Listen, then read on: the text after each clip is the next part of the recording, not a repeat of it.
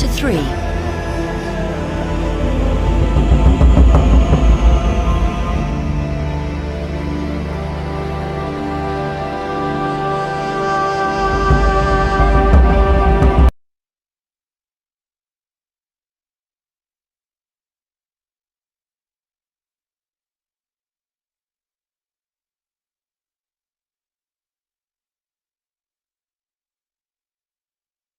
Now we shall begin. You should answer the questions as you listen, because you will not hear the recording a second time. Listen carefully and answer questions 1 to 3. Good morning. I'd like to book a coach to London. I was hoping you had something available this Saturday afternoon. Good morning, sir. Take a seat and I'll just check for you. Yes, we still have several free seats for Saturday. Where will you be leaving from? There are 3 pickup points in town: Main Street, Centenary Square, or the Central Bus Station. From Centenary Square, please. That's easier for me to get to than the bus station. And what time would you like to leave? There are coaches on the hour every hour, from 12 through till 6 p.m. Well, I'm meeting someone at the station in London and I need to be there for 4:30. So, which one would you recommend? Well, there's one leaving at 1 that arrives at Victoria Station at 4:10, if that's any good.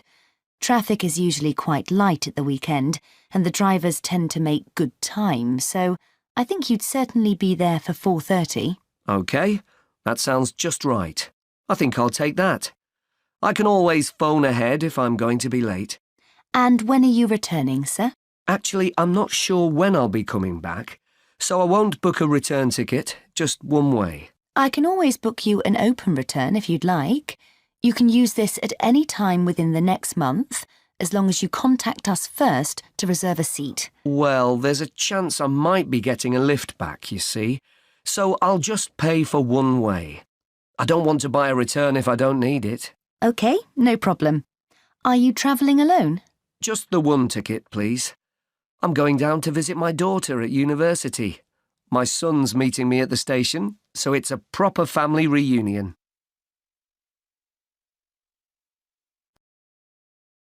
Before you hear the rest of the conversation, you have some time to look at questions 4 to 10.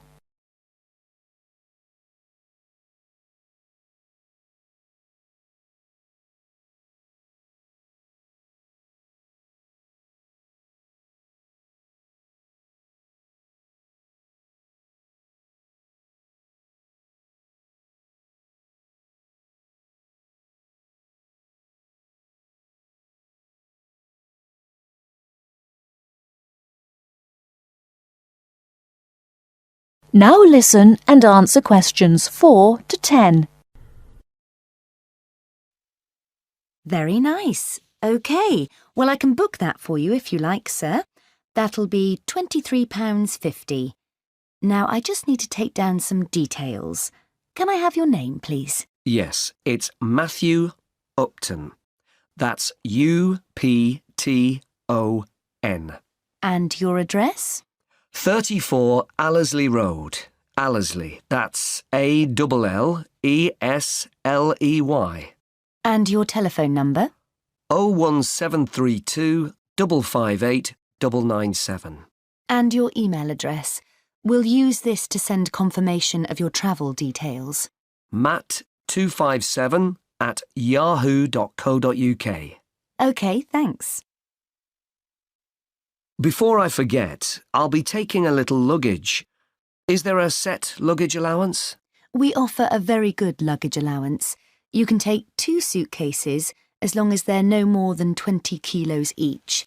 That's 40 kilos in total, and 1 small item of hand luggage on the coach.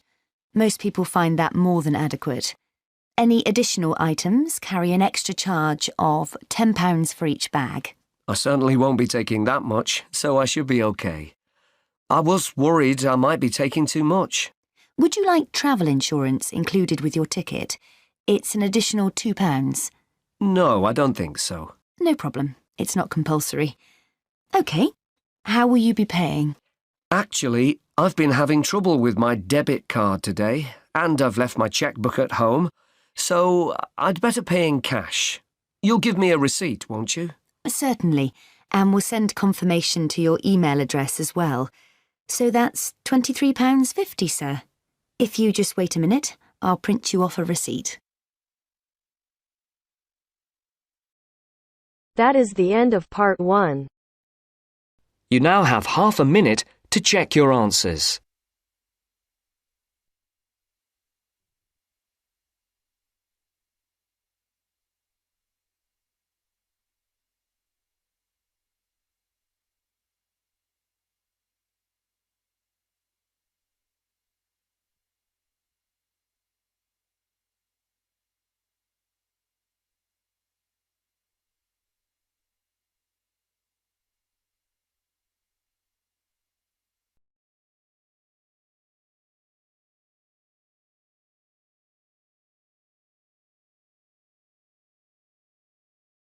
Now turns to part 2. Part 2. You will hear a woman talking about health and safety when using a computer. First, you have some time to look at questions.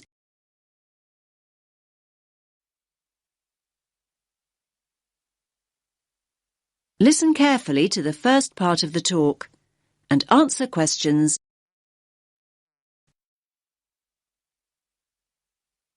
Hello everyone, and welcome to the second session on health and safety. And today we're focusing on health and safety when using a computer. Now, can you all gather round this workstation here? That's great, thanks. Okay, now, let's look at some equipment that is specifically designed for safe computer use. Firstly, take a look at this item here. Yes, the sloped slab in front of the keyboard. Does anyone know what it is? That's right, it's a wrist rest. And it does a lot more than take up room on your desk, I can tell you. Well, what does it do exactly? In actual fact, it's specifically designed to support your wrist when you're typing or when you're using a computer mouse. Now, the one I'm holding in my hand is made of foam rubber. Come on now, have a feel. You know you want to. Now, it's very flexible, isn't it? The padding is firm, but it also gives way when you press it, just like this. Here's another type, by the way. This one is filled with gel. Now, like the foam rubber type, it's got a firm surface, but when you press it like this, it gives way with a little spring. However, not all wrist rests are flexible like that. Some are made from hard plastic. That doesn't sound like a comfortable support for your wrist, does it? So, not to be recommended. Okay, so we know what kind of material we're looking for in a wrist rest. But what else do we have to think about before we choose one?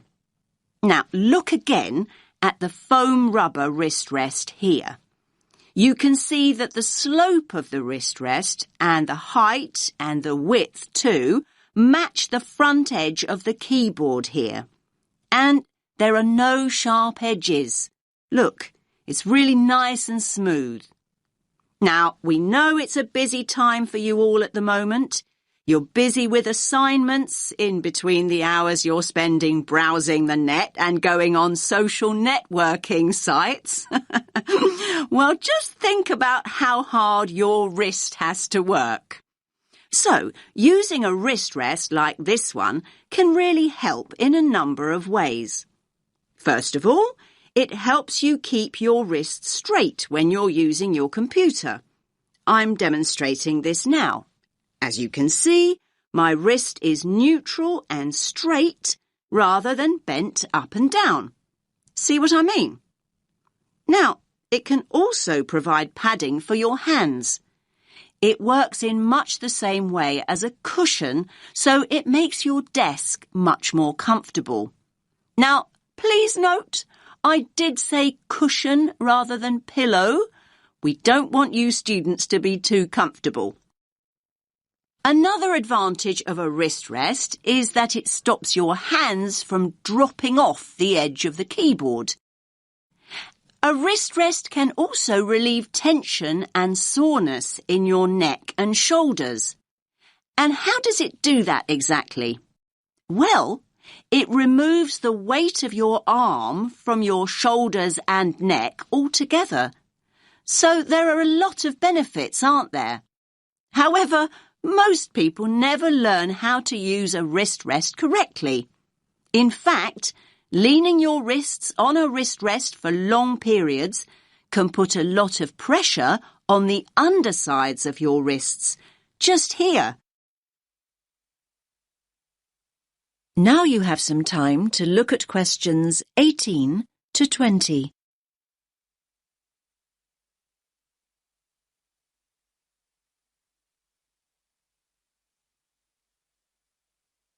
Now listen to the rest of the talk and answer questions 18 to 20.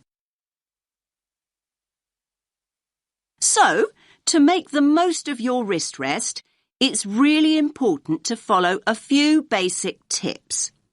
First of all, make sure you place your wrist rest approximately 1.5 inches away from your keyboard, like this. And never ever place your wrists directly on your wrist rest. Instead, place the palm or ball of your hand on the rest. And another thing, don't use the wrist rest all the time, particularly when you're typing. Instead, your hands should be on the wrist rests during break periods, so between your typing sessions. This will avoid you putting strain on your wrists and fingers. Now, does anyone have any questions before we move on to computer glasses? That is the end of part 2. You now have half a minute to check your answers.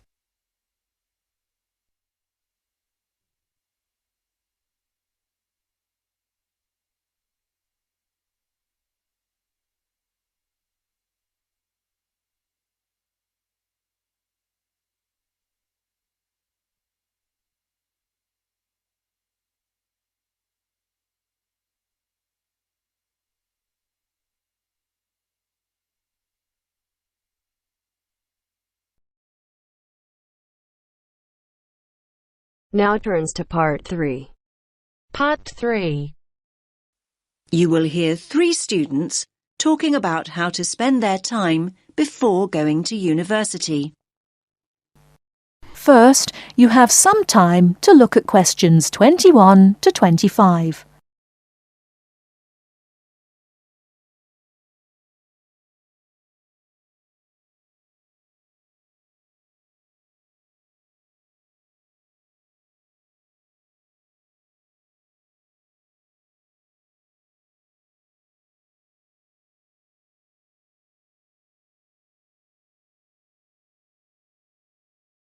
Now listen carefully and answer questions 21 to 25. What's that you're reading, Matt? Oh, hi Tara. It's an article about taking a gap year before going to university. Is that what you're thinking of doing then? Well, I hadn't really considered it as an option, but reading this has got me thinking. I'm looking forward to starting at uni, but I wouldn't mind a bit of time to myself first. Hi, guys. What are you talking about? Hi, Sandy. How's it going? Matt's reading about gap years. He wants to put off going to uni. I think a gap year's a great idea. I'm definitely thinking about it. Are you? What would you do with the year? Well, the programmes I've looked at involve volunteering of some kind. I wouldn't want to just go travelling for a year. I couldn't afford that anyway. The idea would be to work and help people, but more importantly, to grow up and come back knowing more about the world than I do now. Obviously, I'd choose somewhere hot and sunny. So, What exactly is volunteering? I mean, OK, I understand it means doing something for nothing, but what does it mean in terms of a gap year? Yeah, it means working with programs in countries where people need support or some kind of aid. I bet your mum and dad aren't quite as enthusiastic as you are about all this. On the contrary, they're really supportive. They can see all the pluses. They realise that I don't know exactly where I want to be in 10 years' time. They think it'll give me time to figure things out and not make decisions I might regret later.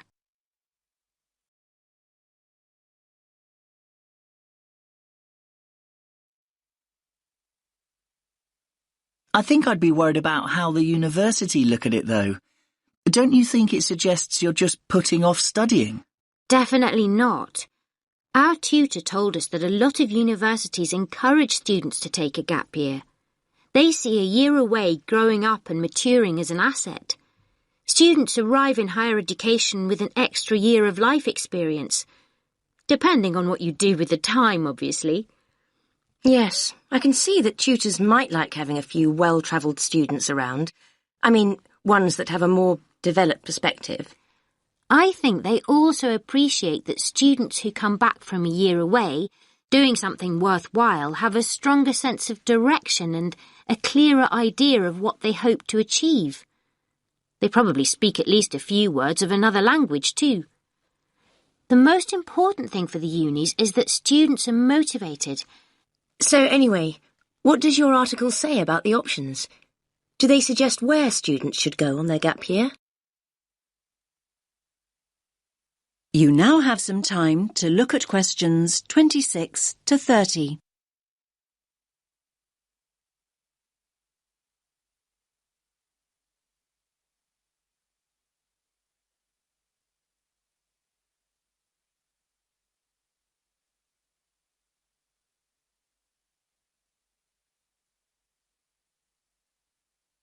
Now listen to the rest of the discussion and answer questions 26 to 30. Well, apparently, Australia's the country where the highest percentage of students take a gap year, and it's the most popular destination for gap year students from other countries as well as Britain. I like the sound of a year in Australia. They say here that there are three main attractions: the abundance of great coast, beautiful beaches, learn to surf, all that stuff. Then there's the amount of time you can spend enjoying outdoor activities, like hiking and loads of sports. And thirdly, the cosmopolitan cities, especially Sydney, which apparently is awesome. It's a great country for young people because there's so much to do. Loads of adventure, and sunshine, obviously. Sounds good to me. Unfortunately, it says here the cost of getting there in the first place can be prohibitive. However you make your way there, it's expensive. Unless the bank of mum and dad help out, that is. Then, look, they also mention various places in Africa, but they single out Ghana. Students can get involved with the construction of new schools or teaching the kids that are already in them. That does sound really rewarding and interesting, I have to say. I guess there's a huge sense of achievement with something like that, and you get fantastic life experience from living in another culture. I think you pick up some real practical skills too. Skills you can bring back with you. Another place I really like the sound of is Nepal. What's the attraction there? Most of the volunteering involves teaching again, and it's that sense of achievement that people are after. They also say, let me read it, students are attracted by the simplicity of daily existence. I think they mean you have to spend a year without your computer and all the rest of it. It's all about going back to basics. So where do people stay? They live on farms or in mountain retreats. I'm not so sure I could manage that. I don't mind hard work, but I like a hot shower at the end of the day. Yeah, I imagine the food's not great either. They do actually say here that one of the things volunteers miss is good food choices. Anyway, there are plenty of other options. Why don't you read the rest of the...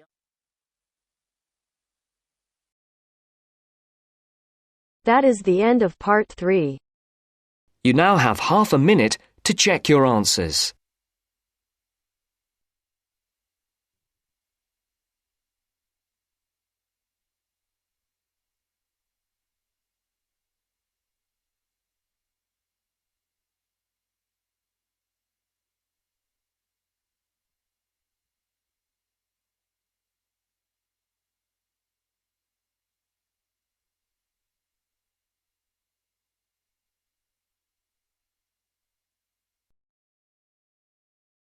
Now turns to part 4.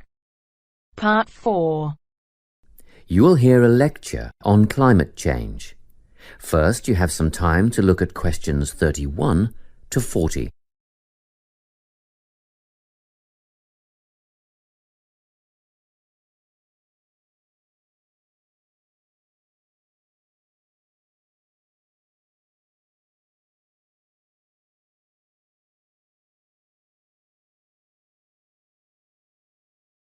Listen carefully and answer questions 31 to 40.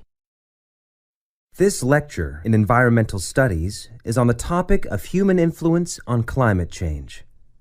First, I'll outline some of the factors affecting climate, then go on to discuss what has already occurred, and finish up by speculating on the effects. Previously, we've covered how factors such as ocean currents and prevailing winds affect climate change naturally. However, the influence of human activity on climate is what I'll talk about today. At first, the effect on the climate was relatively small. Trees were cut down to provide fuel for fires, and, as we know, trees absorb carbon dioxide and produce oxygen, so the amount of carbon dioxide in the atmosphere would have increased, but not noticeably. So, in what ways has human activity really impacted on the climate? A major contributor was the advent of the Industrial Revolution at the end of the 18th century, combined with the invention of the combustion engine. In addition, Earth's burgeoning population has had a marked effect on climate. The first two factors saw increased amounts of carbon dioxide being released into the atmosphere from the burning of fossil fuels, such as coal and oil. The final one, human expansion, has resulted in deforestation on such a scale that the extra carbon dioxide in the air cannot be soaked up and converted into oxygen by the remaining trees. Okay, so what has already happened? Well, global temperatures have risen by 0.6 degrees Celsius in the last 130 years. Levels of carbon dioxide, methane, and nitrous oxide gases have escalated. Carbon dioxide concentrations have climbed by 30%, and methane levels have increased by 145% since the beginning of the Industrial Revolution. Gas, produced by fossil fuel extraction, livestock, and paddy fields, is primarily responsible for the growth of methane levels.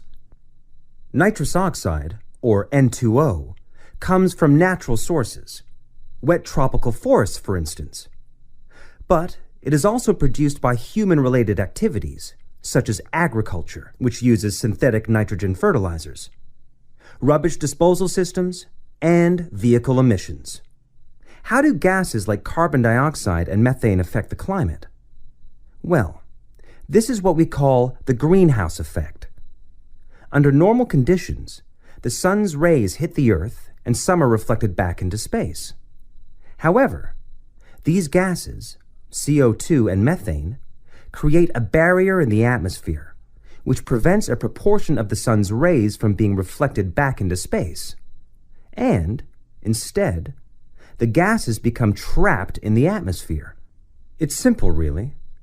Because the sun's rays can't escape, the Earth heats up. What are the possible effects? Firstly, a rise in sea levels.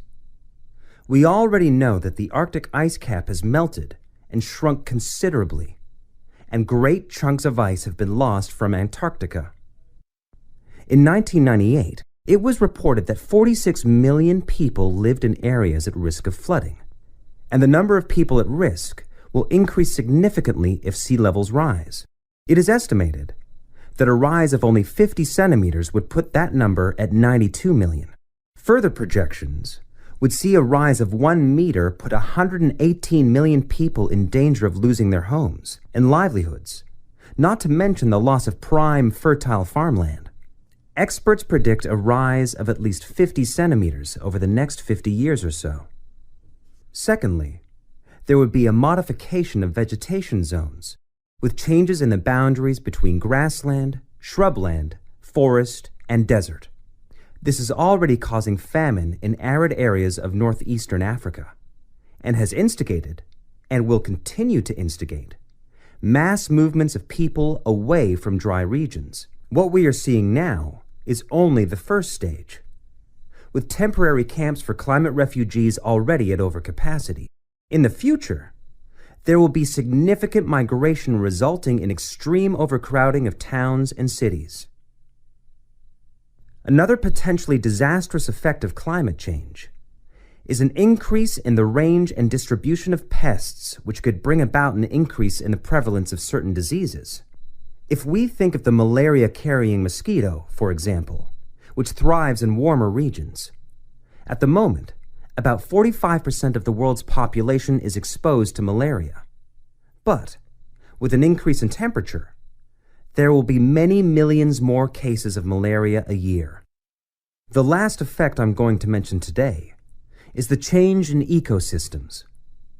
Global warming will influence species composition for both fauna and flora, such that some animal species will disappear and others will multiply. And it'll be the same for plants and trees.